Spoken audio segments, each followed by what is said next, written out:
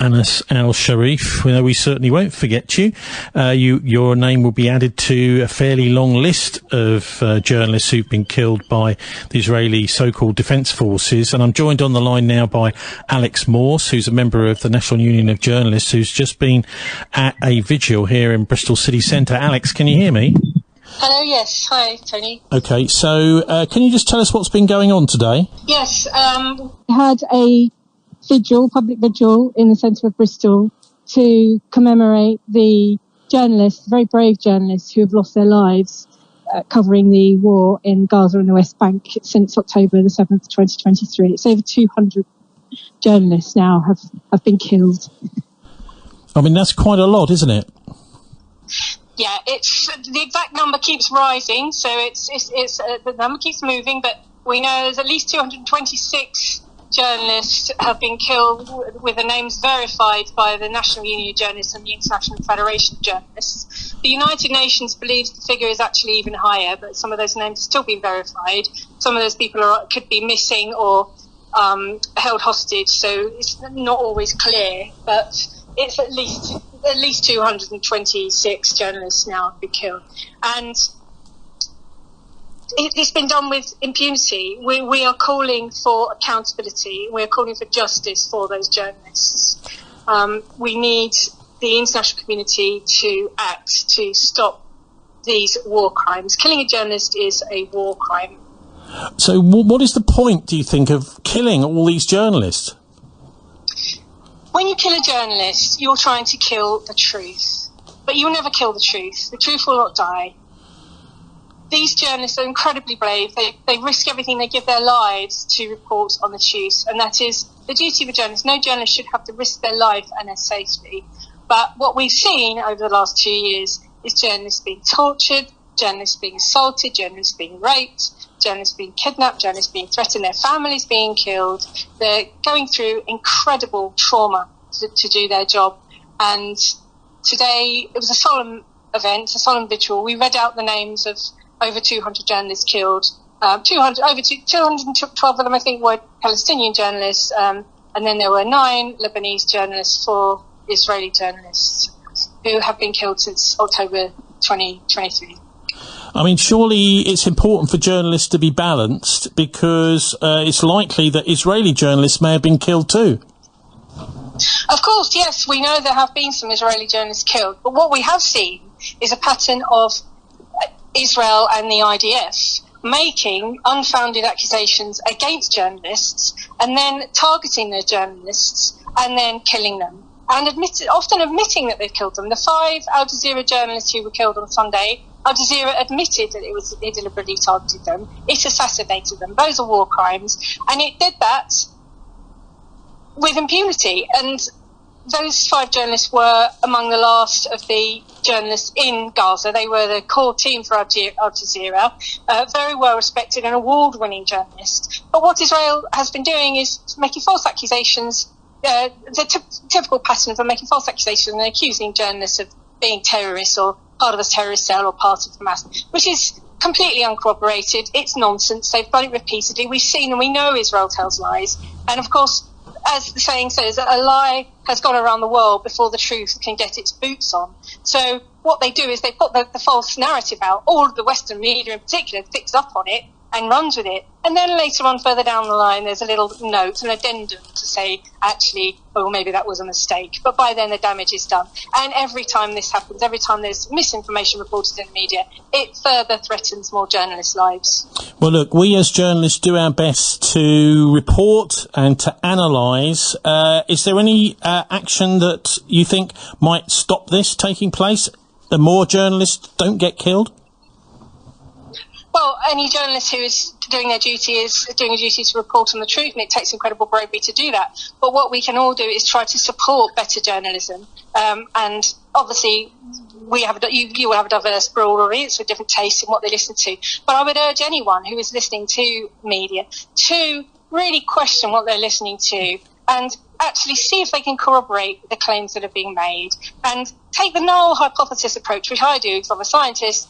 Is this really true? Can they prove it? Look for other evidence to see whether or not the claims are being backed up. And I'm sorry to say that in the case of Israel and the IDF, so many of their claims have turned out to be lies. There's been a pattern of lies. So my stance now is I want to see the evidence before I'm going to believe anything. And I would urge everyone else to think in that way. Don't just accept it because you're being told it. Look to the evidence and question what you hear and support better journalism. Yeah, well, we've got a problem, haven't we? Because quite a lot of people aren't trusting what they're seeing, particularly on the Murdoch press and the mainstream press, the London media, and so they're turning to social media, Alex.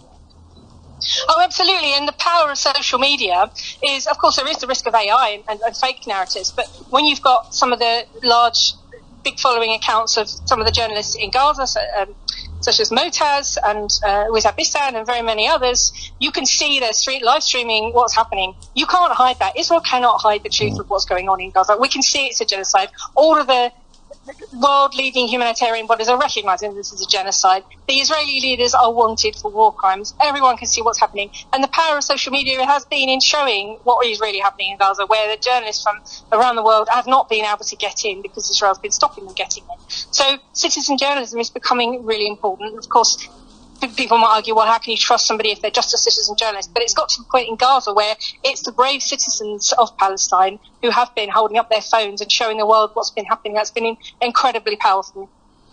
So these citizen journalists, are they welcome into the National Union of Journalists? Well, that's not for me to say. I mean, the National Union of Journalists is a British organisation. We're talking about journalists here in Palestine who will have they've got their own Palestinian Journalist Federation, and there's, of course, the International Federation of Journalists.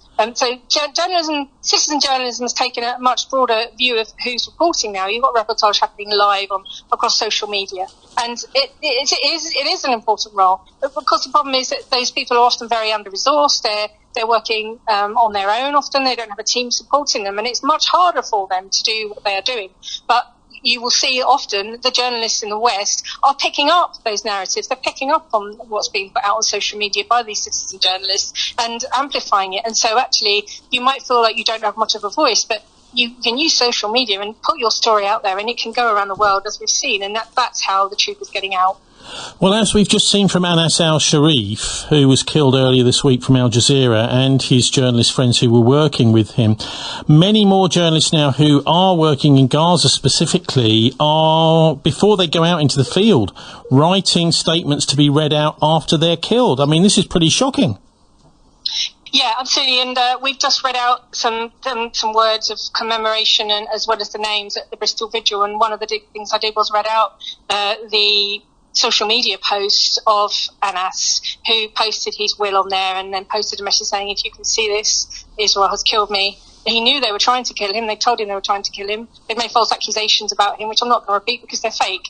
But he was doing his job, and he was a very well-respected, very prominent journalist. And his team thought that perhaps his high prominence and his high respect might have protected him from being assassinated by Israel, but very, very sadly, that was not the case. And I've seen a few other journalists posting on social media, if you see this, I'm dead. And also saying, I've seen a very brave young woman journalist yesterday posted on social media saying, I don't care what Israel is going to try to do to me. You will not scare me. You will not intimidate me. If you're going to kill me, you're going to kill me. You will still not stop me reporting on what is happening and telling the truth until my last breath. Can you see an end to this in sight, this genocide? That's the million-dollar question, isn't it, Tony? I'd love to see an end to this tomorrow. We all would. But I think what is starting to happen, my feeling, is that there has been a shift in public attitude.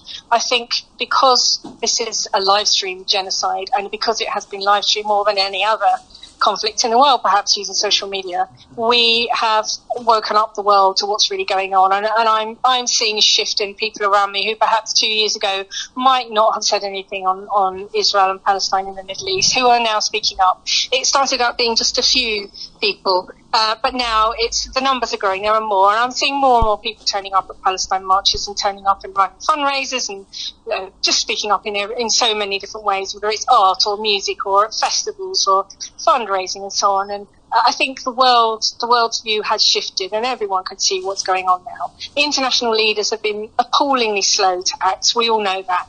But I think ultimately what is going to happen is that those leaders are going to be replaced, and I think that's where we will start to see change.